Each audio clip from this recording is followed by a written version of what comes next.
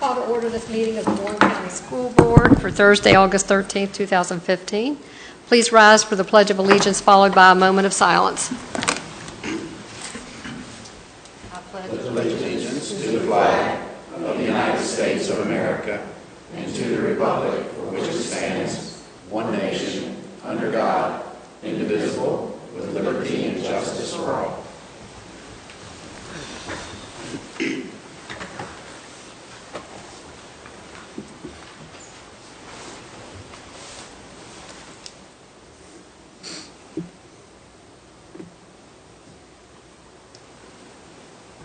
First item on the agenda is to accept or modify the agenda. Is there a motion?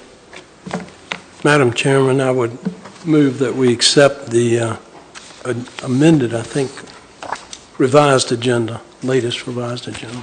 Second. All those in favor, aye. Aye. Motion carries. Community participation. Is there anyone who would like to speak to the board? Consent agenda.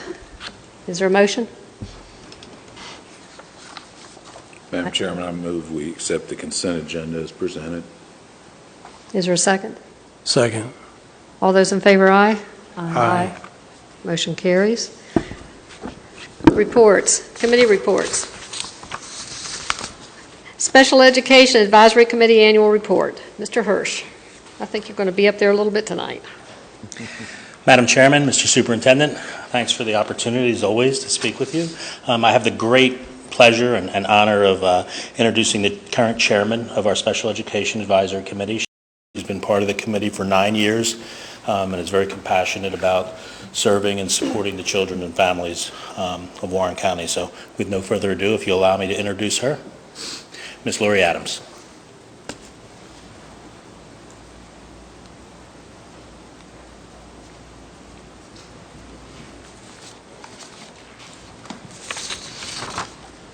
Thank you, Michael.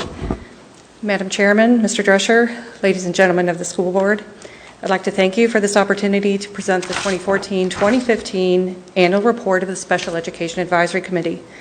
I'm happy to report on our activity from this past year, to let you know what we have, a bit of what we have planned for the year ahead, and to answer any questions you may have. This past year was an active year for SEAC.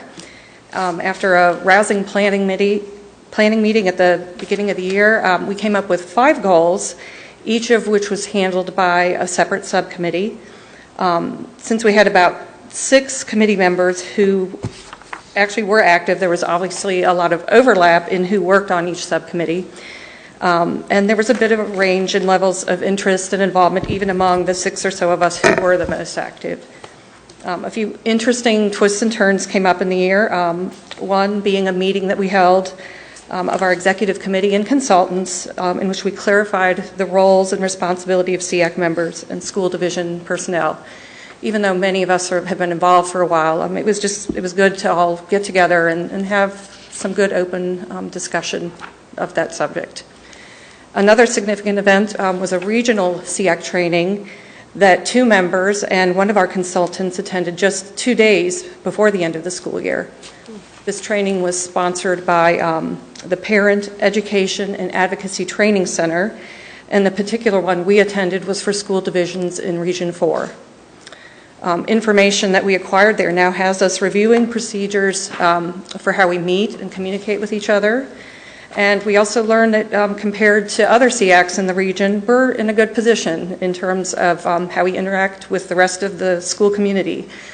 Even though we want to improve on that, just listening to the stories of other participants, we felt pretty good. Now to review our report. In the introduction, we started by reviewing why SEACs exist and our mission. Besides fulfilling the 6 functions that local SEACs are required to undertake under Virginia regulations, Warren County's SEAC desires to serve as a resource of information and support for everyone in our community who's involved with educating students who receive special education services. We've realized in the past few years that in order to achieve this, there's a lot that we need to learn about special education programs. And there's a lot we need to learn about collaborating with the various stakeholders in special education. Our goals and our work center around these realizations. And I'll share more about those in a moment, but first I want to share some information about our membership. This past year, our SEAC was made up of 13 members, 6 of whom were part of the executive committee and 7 general committee members. We continue to realize our goal of establishing an orientation process for new members is very important so that everybody understands their roles and responsibilities. 3 consultants from the school division worked with our committee, and their contribution to SEAC is crucial to the rest of us in the committee understanding on our goals. Our work this past year centered around 5 goals, again, like I said, each that had its own subcommittee. We had community education, in which we aim to educate the community on the presence and purpose of SEAC. We want our entire community to know who we are and what we do, so it can be second nature that we're thought of as a resource. This subcommittee was our best planned, most organized, and the one that achieved the most tangible results in terms of data, and I commend our secretary, Mary Olin, in her leadership of it. She developed a newsletter to share with educators and parents. It started off with a subscription of 44 and was increased to 80 by the end of the year. Distribution of it was primarily electronic. And then she established a group of volunteers who were to each be a point of contact for each elementary school. And we ended up having representation at 4 out of the 5 elementary schools. And we attended the back-to-school days. This was at the beginning of this past school year when parents and students picked up schedules. Guest speakers were chosen for 3 of our meetings to promote interest among parents, educators, and community members. Awareness of SEAC was also promoted through a Facebook page, which reached 100 likes prior to the end of the school year, and a website, both of which were linked to the Warren County Public Schools website. A second focus of our work was through our Building Program Knowledge Subcommittee. As I mentioned earlier, the more knowledge we have of our special education programs, the better we're able to fulfill our duties and attain our mission. We dedicated 2 of our meetings to visiting schools to learn about specific special education programs, and we brought in a speaker from within the school division who discussed a program that benefited both students in special education and general education. In response to parents' questions, we determined that secondary transition will be an area of focus for the 2015-2016 school year, and transition was also one of the topics covered in the school one of the school visits that we did. We reflected on the importance of transition by selecting our teacher member this year, who is our division's transition coordinator, Colin Miller. A third area of focus was to develop a parent mentoring program, and though we didn't achieve our goal of meeting with Part C providers in this past year, we were able to meet with several parents at the elementary level, and one referral was made to us by a special education teacher at the middle school level. And those all had positive results. I think 1 or 2 of them may have resulted in us attending an IEP meeting, and it was positive. The interaction was positive.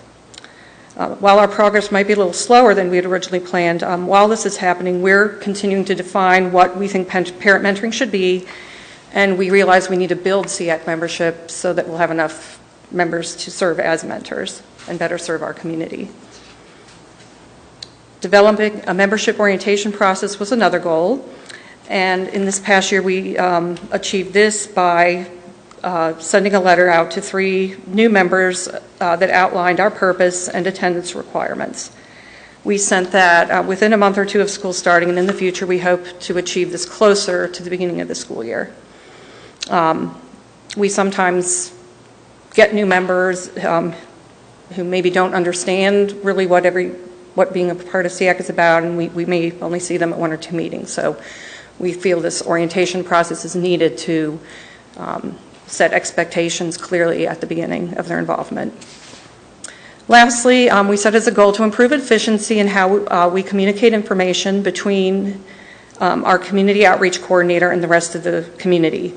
On our website, we try to maintain a calendar of community events, and right now it's involving information going from 1 to 2 people, and we want it to go directly from the person gathering it onto the website. We have more specifics about our goals in our report, and we're going to be posting a copy of that on the Warren County Public Schools website. Within the report, our recommendations to the school board, we ask for continued support from the school division and the school board to promote and endorse community involvement in SEAC. We ask that our SEAC brochure, which is in the process of being updated right now, be offered to all parents and guardians at IEP, 504, and ISP meetings, and that it be displayed in all Warren County Public Schools and school administration offices. We also recommend that Warren County Public Schools continue to provide information and support all regular ed teachers, instructional assistants, and bus drivers who work with students who have special education services and/or who have disabilities. Now a little bit about what we have coming up in the new year. Our new year started effective July 1st, and we met for the first time in early August for a planning meeting, and we'll meet again later this month to finish up the planning and work out a calendar of events and tasks that we'll undertake for this year. We greatly appreciated Mr. Drescher's visit to our first planning meeting, and it's made for a very motivating start for our committee. We're grateful that he took time to meet with us and that he shared information about initiatives that he has in place. And we've let him know that SEAC's on board with him and sharing his message of seeking input from the community as part of his 90-day entry plan as superintendent. In the coming year, we will be continuing work in the same goals and subcommittees we had this past year. However, we're going to streamline them into 4 subcommittees instead of 5. And we're excited to have several new members who show great potential of being active and productive members.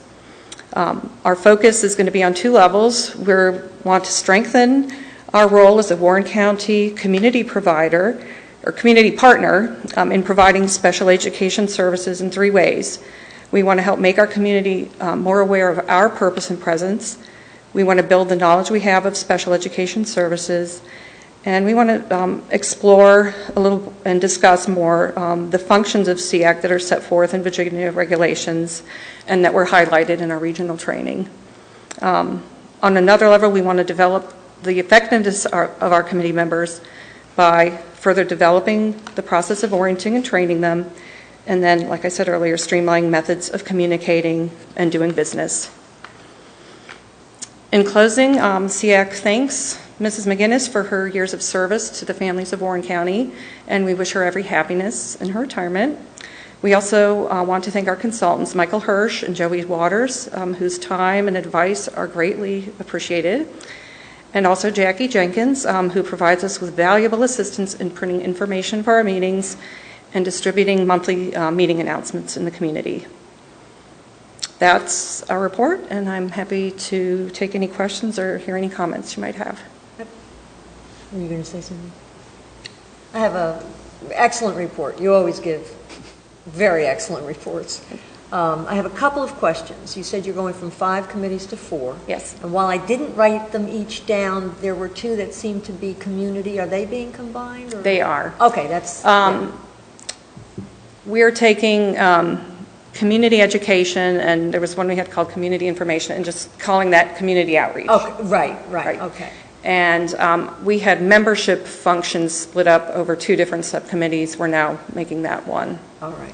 My other question was, you used the words referrals and a resource, and Yes. that you attended an IEP meeting. So I guess what I'm asking, do parents of children with special needs ever call upon you to be advocates at IEP meetings? I mean, do you do advocacy, or is that something someone else from the outside does? We do not consider ourselves as advocates, but okay. we need to be careful, because I did have a parent in a meeting refer to me as an advocate. Right. And our goal, and we're still developing this, we're getting a brochure together, and I don't want to be the one to do it. I want another committee member. I want more input.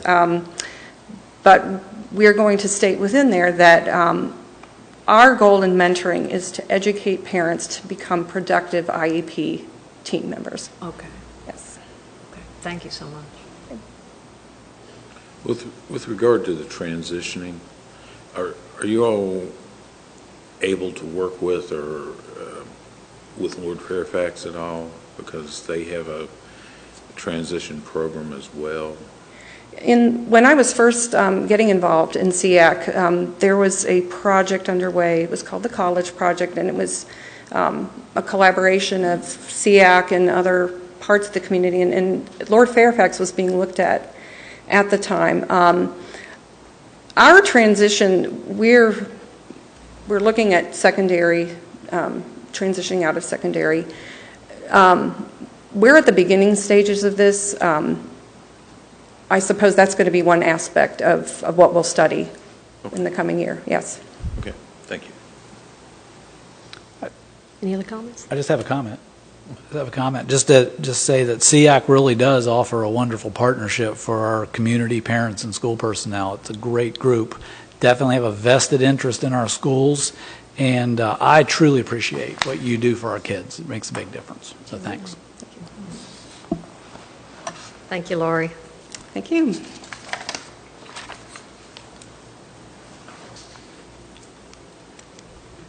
Staff reports. Personnel update, Mr. Smith.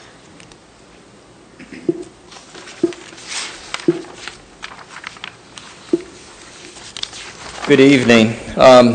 In your packet, you will find an update, August 13th update, 2015 of our hiring. But before I say that, I'd like to kind of piggyback on Lori's presentation there. I was a special ed teacher for 10 years or so at Fort Defiance High School before I came here and those type of things. And I've spent 22 years now in education, and I think it's just amazing how far we've come as a society to include students with disabilities in the classroom, in the community.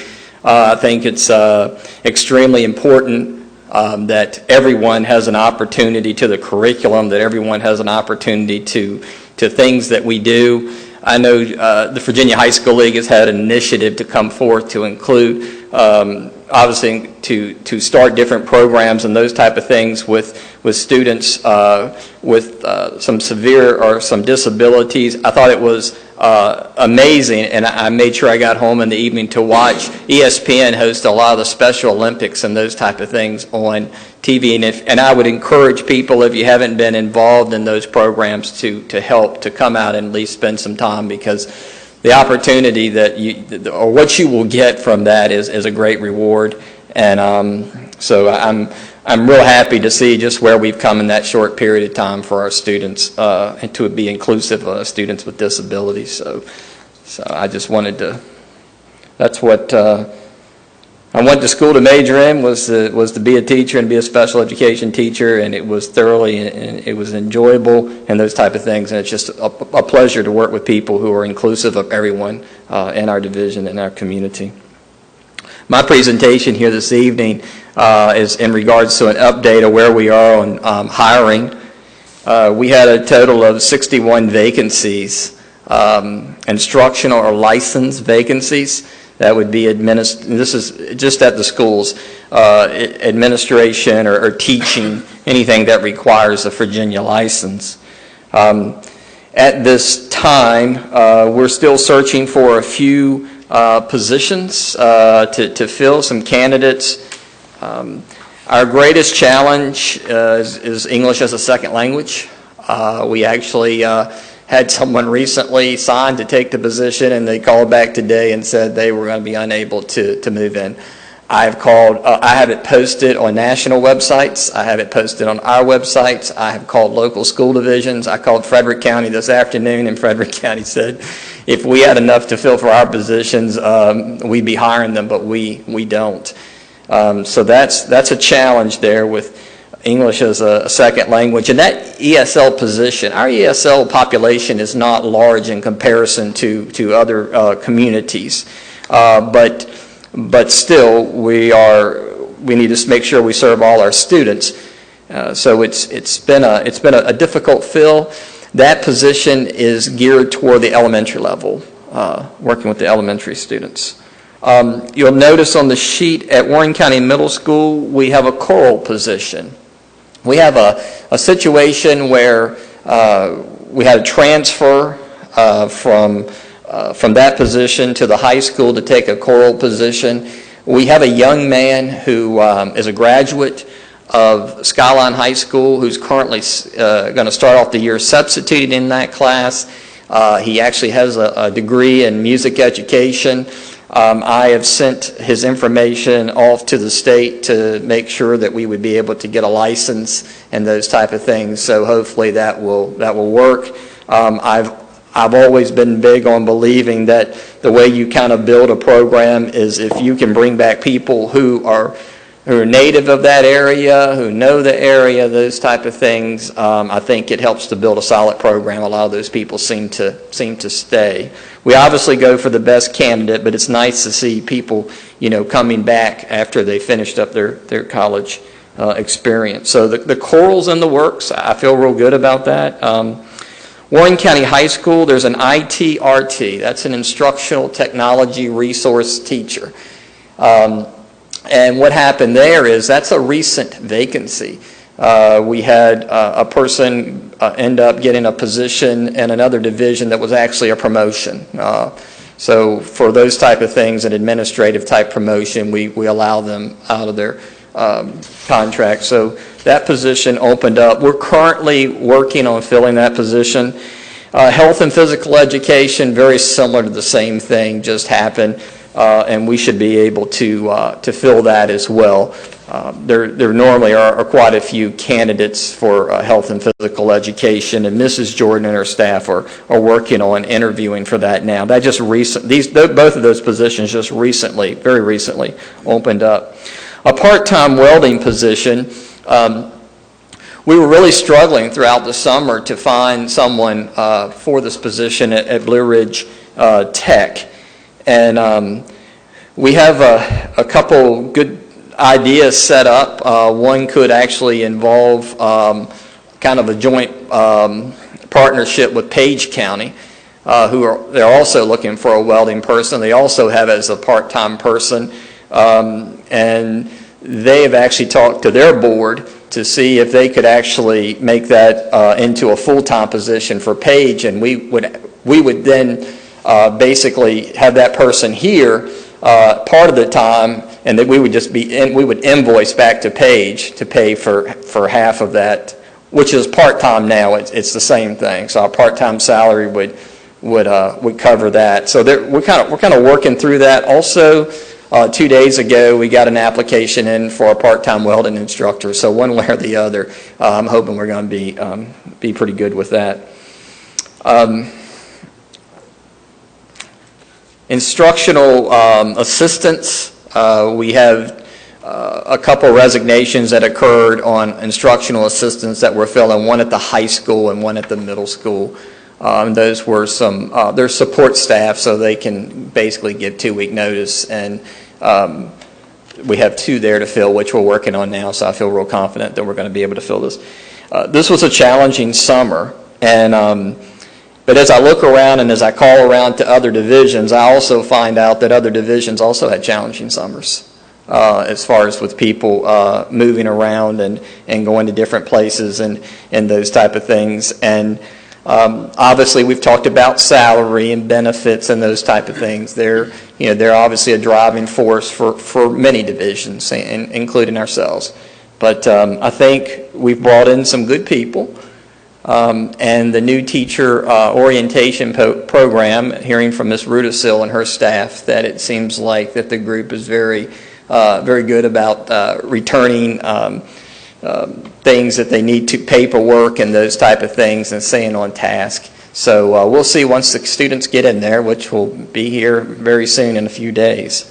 So any questions that you may have for me? Yes, ma'am. This proposal to share a welding teacher with Paige, do they have someone in mind? Yes, they have someone in mind with actually almost 30 years of experience in the system, or in the welding industry, who has his credentials to be able to do that as well. All right, and we don't have to take any action to... No, because realistically, it's still a part-time. Right. It's still a part-time. It's pretty much their responsibility. We would just be invoiced back as if it was just a part-time person. And a question that's going to show perhaps my ignorance of That's okay. music majors. I'm assuming this Skyline High School graduate was a choral music major, not an Yes. instrumental. Yeah, a choral. There's two different, Well, no, that's a great question. know. There's two different endorsements when it comes to music education. There's music education, which is pre-K instrumental, and that's a separate endorsement to the endorsement of music education pre-K vocal. And the gentleman that we're looking at, or that's going through this process, would be choral. Because, I mean, when you're, desperate at the last minute, I'm glad that's his major. That was his major. Any questions for Mr. Smith? All right, thank you. Okay, thank you, Mr. Smith. Superintendent report. Well, I guess I would like to say welcome to the 2015 school year. We are underway. All of our teachers returned this week, and we've been working them very hard. I think we're wearing them out already, but they're excited and ready to go. I just would ask everyone to remember safety for our students on the roadways. Monday morning, bright and early, we're going to have kids out waiting for buses and walking to school, and just like to remind everybody that it's now time to pay attention. Opening session for all of our staff was on Tuesday. I think it was a nice time to get together. It's always fun to see those faces that you haven't seen for a while, and we had a nice opportunity to have a breakfast together and have just a good time. So I thought that went very well. This past week, we had a pre-construction meeting with Shockey and the subcontractors. A couple of dates just for your information. August 19th, we hope that the Town Planning Commission will vote for the approval of our site plan, so we don't anticipate any issues there. DEQ has our erosion control plan, and they're in process of working on that, and if anyone's ever worked with DEQ before, you know there's a question or two on occasion. We are expecting approval by the 26th of this month, and that is... that's not a hard and fast date, but we're certainly hopeful. And at that point, we can talk about the words we're not supposed to say yet, which are groundbreaking. You're not supposed to say that before you get all these approvals. I don't know why, but I think they said voodoo or something like that. Don't say it. So that's kind of where we're at. And I don't mean to put anyone on the spot because I'm not sure we heard back from everyone. We'd like to have a building committee meeting September 1st. Is that going to work for the group here? I'm still waiting on a time of an appointment I have that day from my mother. Okay. So I guess just get in touch with Melody when that's from. Okay. You'll be pleased to hear that the electrical connection for the generator at Warren County Middle School is expected to be upgraded so that the transfer switch not only cuts on, but it cuts off. Are you looking at me for a I'm not particular looking reason? at you at all, no. When the purchase power is reinstated, and we expect that tomorrow night, Melody? Possibly. Wow. Tomorrow evening. Thank you. Well, that's the entire community up there. I sure has heard that generator run for 5 years, and so it has been a very interesting process about how we've needed to figure this out. So GE got the specs to Yes. the electrical engineer? Yeah. And okay. Yeah. Wow. It is. That was quick. The fix is actually much simpler than we would have ever imagined. How about that? It's amazing, and it's strange how it takes so long to figure that out, but I've only been on the job a month. No, I'm just kidding. Well, I thank you. I know y'all are tired of hearing me Actually, gripe about that. Nope, that was Thank you. Melody Shepard. I'll have a happy husband also. My final thing is, and it's just again for your information, just to be thinking, we do need to set graduation dates for next spring. in thinking about how to do that, and the reason this is a little different this year is because our final day of June 2nd would have graduations, if we do our typical plan, falling on Memorial Day weekend. I think some initial thought was that might be a problem. We're actually hearing some feedback now that that may not be a problem. So our thought was, let's get some feedback from the people that it matters to, the seniors and their families. So now that school's opening next week, we'll do that. But I think actually both staffs, I want to say, I know at Skyline and I know the principal at Warren County seemed to feel that that Memorial Day, Friday evening, and Saturday would work and would be beneficial. So we'll hear from the families, and we'll come back. I'll come back to you with a recommendation. So just wanted to give that as an information, and that is all I have. Okay, thank you. Thank you. School board reports. Mr. Williams? Two things, just to echo Mr. Drescher. Every morning for the last week, we've talked about at work, school bus is going to be out, children are going to be out. Be aware, because things do change, traffic slows down, Kids a lot don't more pay traffic on the attention. road, so, and people don't pay attention. The next thing is, last night I had the ability to attend the ceremony at AS Roads for the kindergarten children going to school. The scavenger hunt? Oh my gosh. It was so well organized. I mean, it was absolute chaos, but it was so well organized. And to watch those little ones just go everywhere and do everything. And then Mr. Smith made a comment about a music teacher. The one there this year, I don't remember his name, unfortunately, graduated from Skyline. He is so excited. I mean, this guy was just wound tight that he was from this area. He got to come back to this area. I'm now a school teacher here. So it is good, and as you say, I mean, the pride in this young man was unbelievable, but very well done for that school. My hat's off to him. That's all I have. Okay, thank you. Mr. Rosen? Well, the only thing would be, as a newbie to the school board, I'm looking forward to the beginning of the school year. Should be a lot of fun, and when I have two grandkids in the Clark County system, it gives me chances to compare stuff too. It's been a lot of fun with them. Thank you. Mr. Shrefko? Well, I just wanted to say that I thought the opening ceremony, the way Mr. Drescher organized it, was very, very good. And we kept the speeches short, and I always enjoy seeing the teachers of the year, the support staff of the year, and then the breakfast. I think both Mrs. Bauer and I got some very positive feedback from teachers that they were able to talk to their colleagues and not just sit, for a lengthy amount of time and then go back to their buildings for meetings and stuff. So I think the format was excellent, and I'm hoping you continue that. Yeah, that was a repeat. Repeat. And thank you for your speech. Oh, you're welcome. Very nice. Mr. Wells? Yeah, that plays right into the opening session. Both speeches, Mr. Drescher's and Mr. Refko's, kind of bookended each other. Yours, unfortunately, is winding down your service, and you kicking off. As I told you this morning, we're not doing something stupid. 30 days plus 13. So you're getting there. But, no, it was good to see all the teachers, and it becomes a fraternity, sorority, family when you've been here a few years, and it's good to see all those folks shaking hands and getting back together, and also bringing in the younger ones, the new teachers, and that kind of thing. So it's just, looking forward to a great year, and I don't know that we're doing it this evening, but based on what I've seen on the DOE website, the SOL scores are something that'll be pleasant to talk about this year. So that's it. Thank you. I need to speak first because everybody has already said everything that I was going to touch on.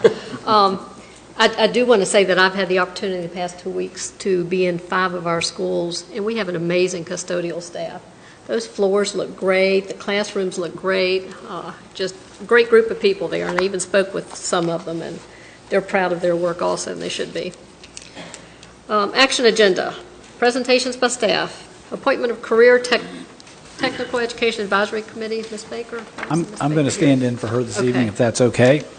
The Career Technical Education Advisory Committee meets throughout each school year to review the CTE programs and advise the school system on best practices related to each of the programs. The committee is comprised of school personnel, local business partners, professionals from their fields, and continues to be a valuable supporter of these programs for our students. Annually, the school board appoints the members to serve on this committee, and attached are the committee members for the upcoming year. So it's just here for your review and approval. Any comments? Does someone have a motion? I move that the attached list of Career and Technical Education Advisory Committee members be approved for the 2015-2016 school year. Second. All those in favor, aye. Aye. Motion carries. Thank you. Thank you. Appointment of Special Education Advisory Committee. Mr. Hirsch.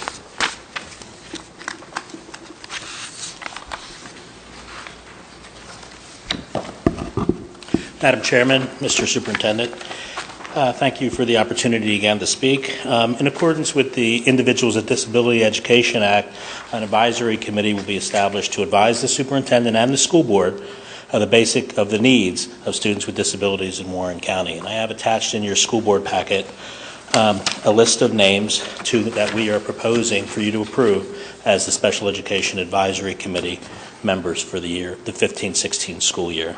And if you'll notice at after the list of the general membership, there is a list of the consultants, which are employees of the school division, and then a list of the officers that we're proposing and their roles. Do you have any questions about that?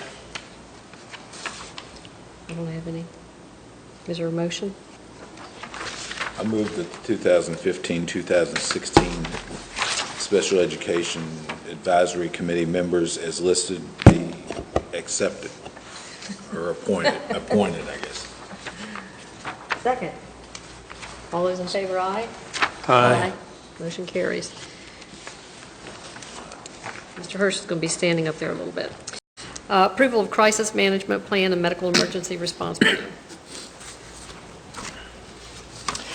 I skipped one. Never mind.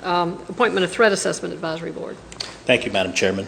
Again, Mr. Superintendent, in accordance with policy EBB, a committee shall be established to review the completed safety audits and submit any plans as needed for improving school safety to the superintendent for submission to the school board. And this committee will include multiple representatives such as parents, teachers, law enforcement, emergency services agencies, and local community services boards, as well as public safety personnel.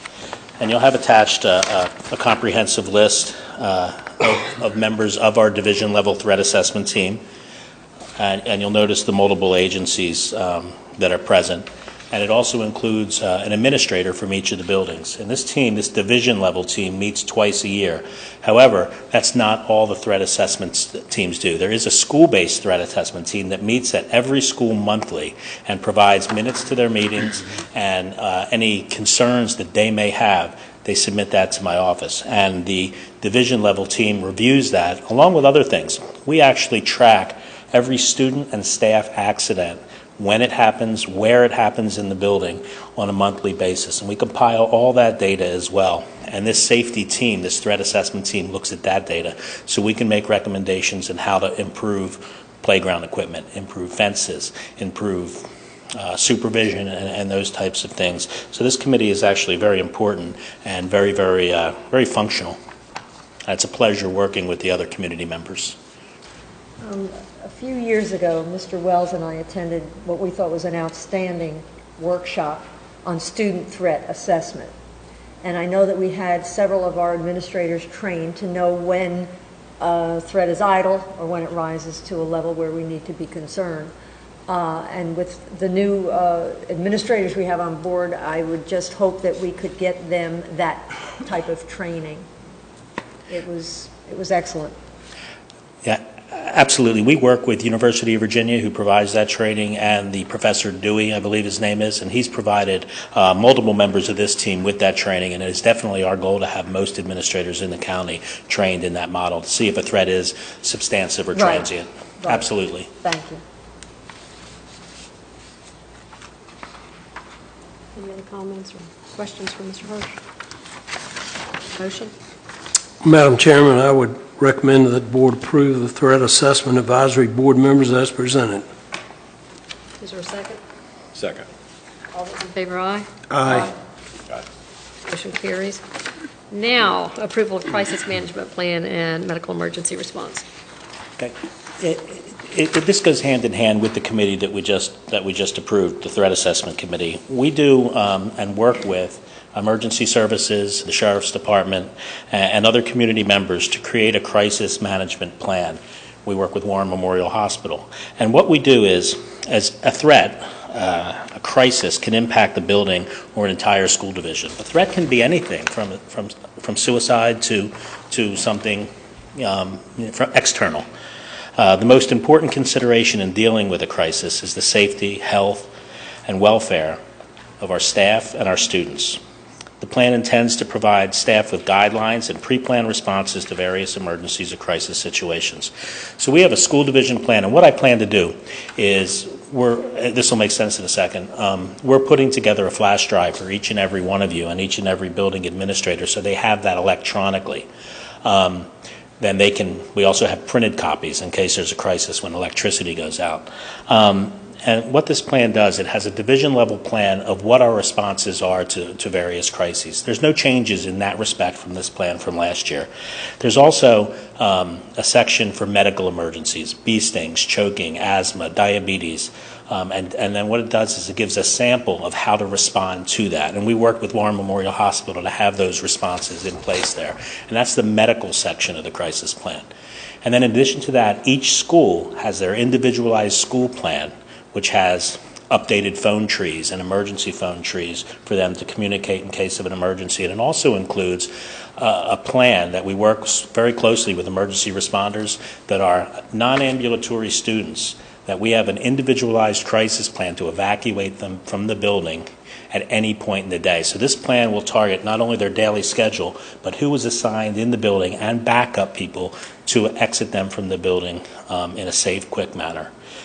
And we're currently updating those non-ambulatory plans now because to fine-tune them exactly, we wait until the teachers come back and the students come back, and we have that piece reviewed by the first week of school. And when that's completed, that is when I plan on sending all of you a flash drive of all the plans. So what I'm asking is, and I do have the hard copy of the plan, and that is available for, of course, anyone's review on the school board. We can't share some of that information with the public because it does include some passwords that law enforcement uses for different kinds of emergencies that they have to use over the radio.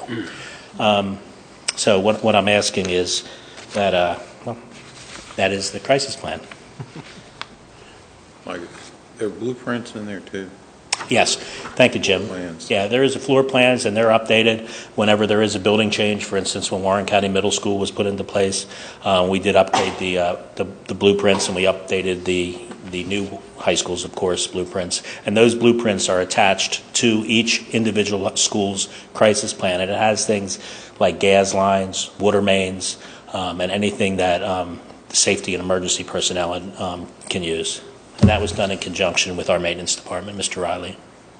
And the Sheriff's Department and Police Department have copies of those blueprints? I would Absolutely, they do. Their crisis plan is actually a little more in depth than ours, but it does encompass all of our information. And I just actually met today with Sean Graber, the emergency services personnel, and we meet on a quarterly basis, and these meetings happen all the time. This was the local emergency planning committee, and we meet with county officials as well as Front Royal Police Department and the Sheriff's Department, and we work on a variety of different things and emergencies that happen in our community. Today's, for instance, it was a very interesting topic today. It actually targeted substance abuse, and we had a guest speaker from I forget where he's exactly from. I think it was some emergency services, but they were doing methamphetamine labs. And what they were explaining to us is how they are made, where they are made, and that they are made in the region. Not necessarily in Warren County, but they are done in the region. And we do trainings like that on a quarterly basis so the school division can collaborate with those personnel to better keep informed. And they can share our resources. For instance, we've done tabletop exercises and mock exercises, and they would use our fleet of buses, or they would ask permission to use. So we have agreements with with the emergency personnel folks and work with Aaron Mitchell over in transportation. If we have to exit a large number of students, there's plans in place that they can utilize our fleet, or will utilize our fleet and exit those personnel. So it's quite interesting. Yeah, Let me ask you, is there any tie to other counties around us? Because there's no boundary lines in a crisis. Absolutely, there is, Doug. The meeting today, for instance, was a regional meeting, and there were representatives from Winchester, and it's the Lord Fairfax District.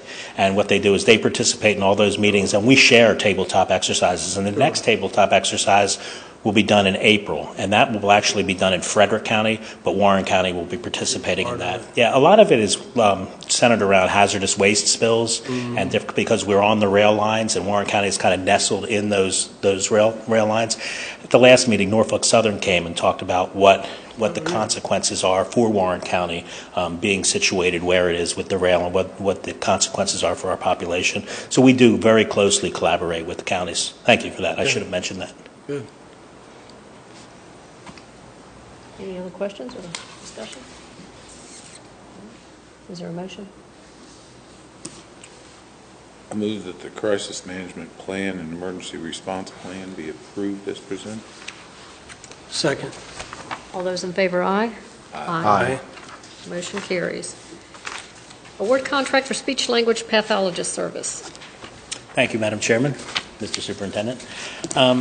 We have 7 speech and language positions, speech and language pathologist positions in the county that serve students with disabilities.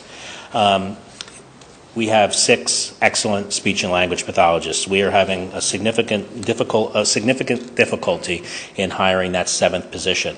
We couldn't hire that position last year, and we tried very hard. Mr. Smith has tried very hard to hire that position this year, and we just cannot. And what we're asking for is to contract with Talk LC, which is teaching articulation and language for kids, and contract speech services at 35 to 40 hours a week with drive time daily to begin after the therapist has begun traveling for 30 minutes at $66 an hour beginning August 10th, 2015. That has not started yet. It did start August 10th with your approval, but they did not start working yet, obviously, and through June 2nd, 2016. And what I'm asking is that it not exceed $90,000. Will this be at a particular school or to be used anywhere in the county? This particular position is utilized in school, in all the schools. So this therapist will be traveling between all the schools? 1 or 2. Okay. It's an itinerant position, and we do have students that are homeschooled and in private schools traveling before school starts and after school ends to those schools to get set aside special education services. So that's one of the services that we provide our homeschooled folks. So sometimes before school the speech path will be there, and the students will come prior to school starting. The parents will bring them in, or after school and stay after school and work with those folks. So it's both of those as well. All of our other speech pathologists, they're not under a contract with... Correct, and there's something in this contract that says we can't hire them for 2 years. And this individual really wants to work for us. But she is... Under contract. Okay.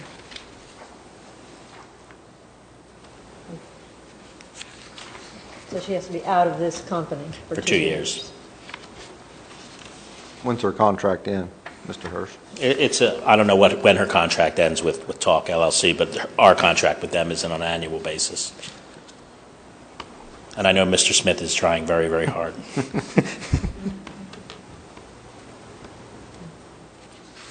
Is there a motion? I move that the contract not to exceed $90,000 for speech and language services with Talk LC be approved. Second. All those in favor, aye? Aye. Motion carries. Thank you for your Thank time. you, Mr. Hirsch. Thank you for your time. Award contract for new middle school special inspection services. Mrs. Shepherd.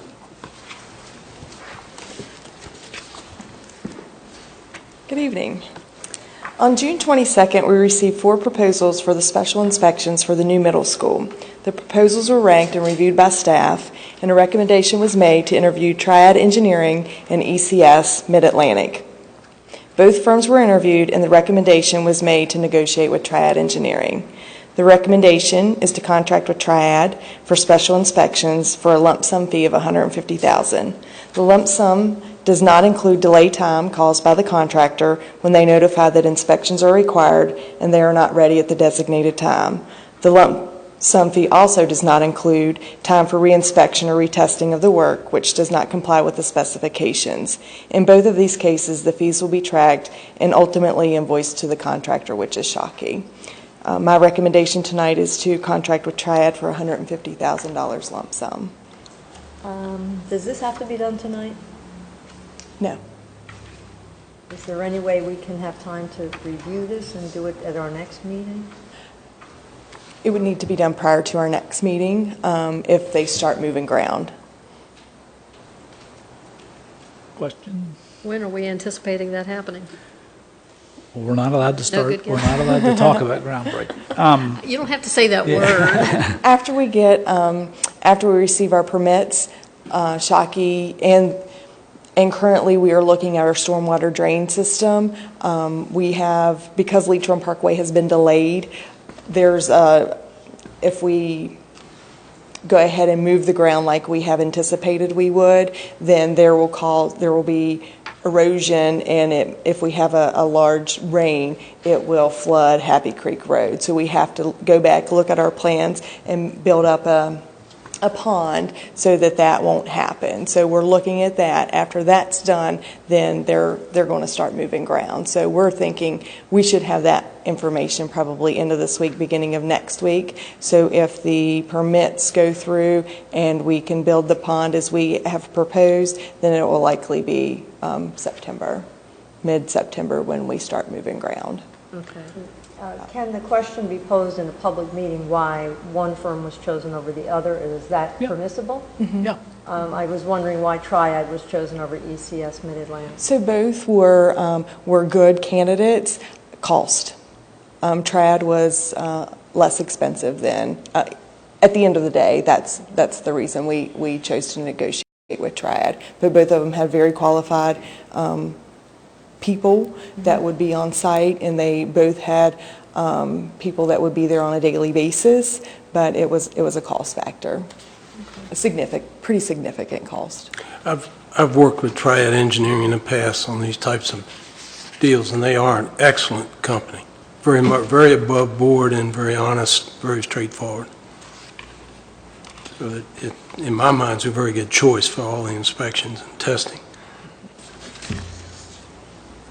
And this $150,000, that's solid? Anything from delay times that goes to the contractor? That will go to Shockey, absolutely. That was Yes. purposeful. That was purposeful to do that lump sum fee. Okay. And if we didn't do the lump sum fee, the cost was actually a little less, like by about $3,000. But they're putting in a little bit of risk by doing a lump sum fee because they don't know, exactly what's going to happen and what sure. needs to be done and how often they're going to be at the site.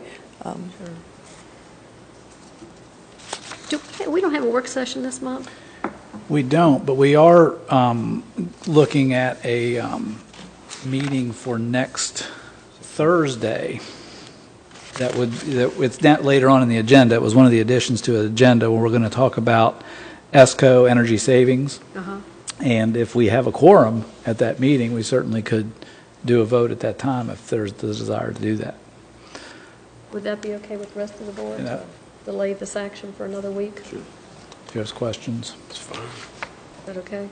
Mr. Williams, is that okay? I'm good, that's just, yes. Okay.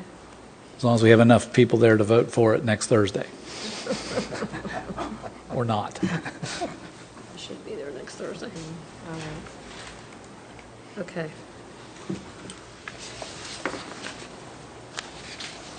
Why don't we do that? We'll just table it until next Thursday. Absolutely, absolutely.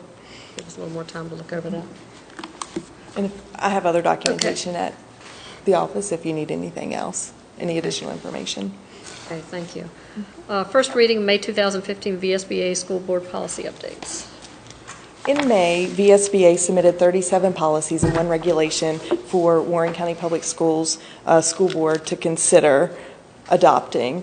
The chart attached to the cover sheet shows the updated policies and the recommendation by the school board staff. This is the first reading of the policy. The second reading and discussion will be Thursday, September the 10th, and the final reading will be Thursday, September the 24th. So if there's any questions now, I'll be happy to try to answer them. I had a couple of questions. The BFE and the CHD, Administration and Policy Absence, is there some reason why they're both in there? Because they're exactly the same. So there are a couple of them that are exactly the same, and I don't know how Rob had prepared this before, so I just included it twice. Yes, so I just included it twice. And it does show up two times in the policy. Sometimes it's under a staff section, and sometimes it'll be under instruction section, but it's the exact same policy for both groups. Okay. But it pertains to two Yeah. different areas. It does? Well, which I ones wasn't, are- I wasn't picking that up, but So usually that's why they're repeated. these two. Okay,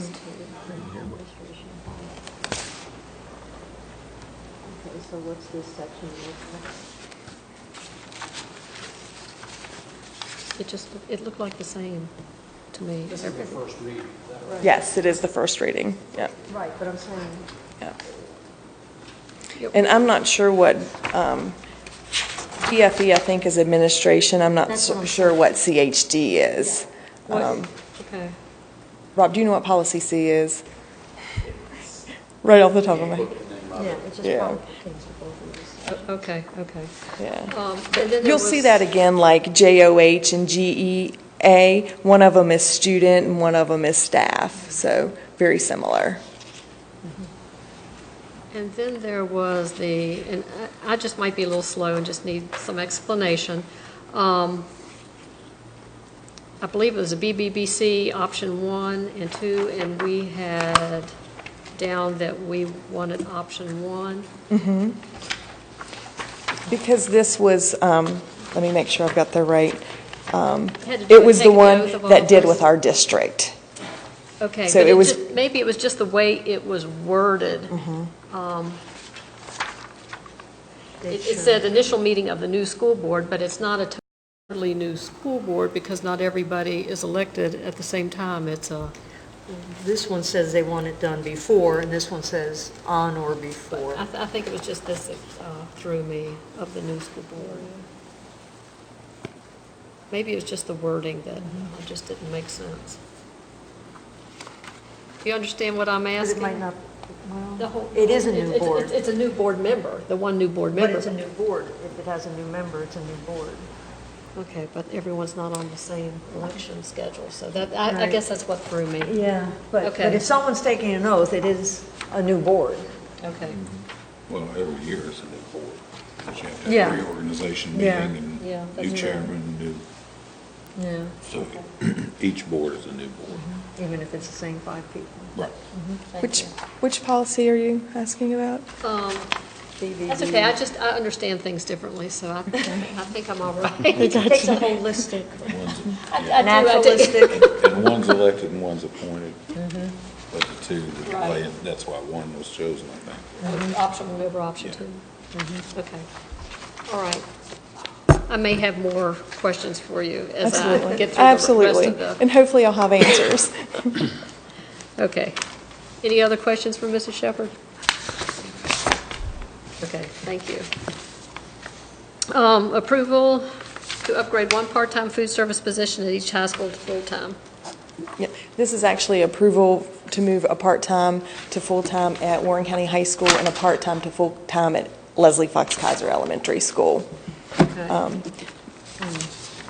Is this not a Sodexo? It comes from our food service funds. So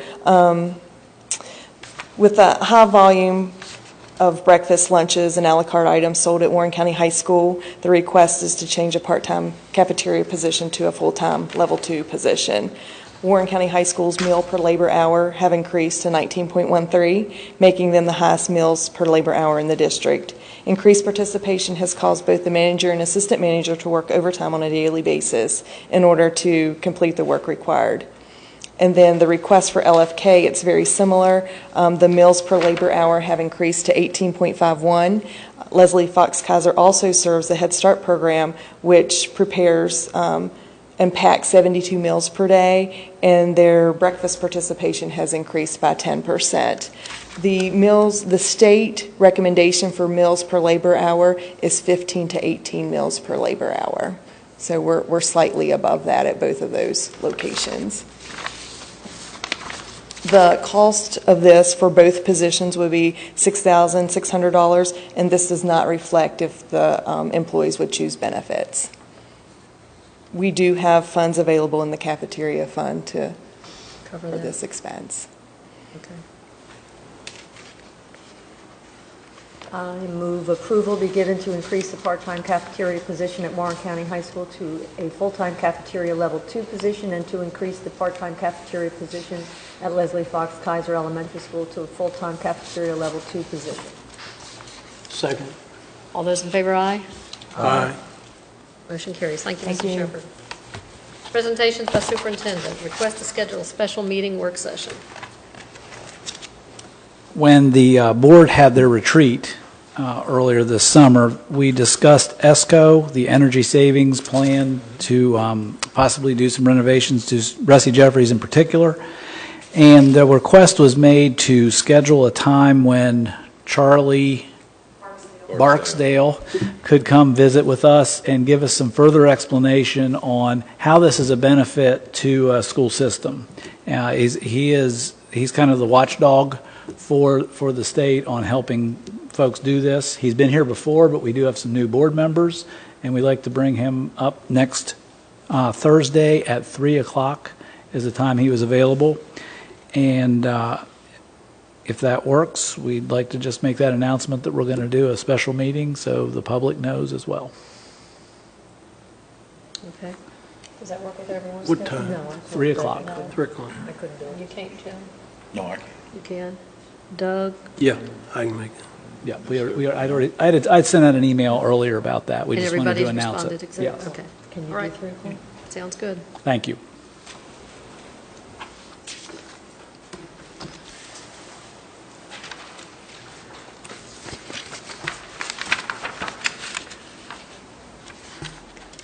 Take the time, if you could, to look over do we need to go over those line by line? Y'all can read those and Two for me. go over the discussions.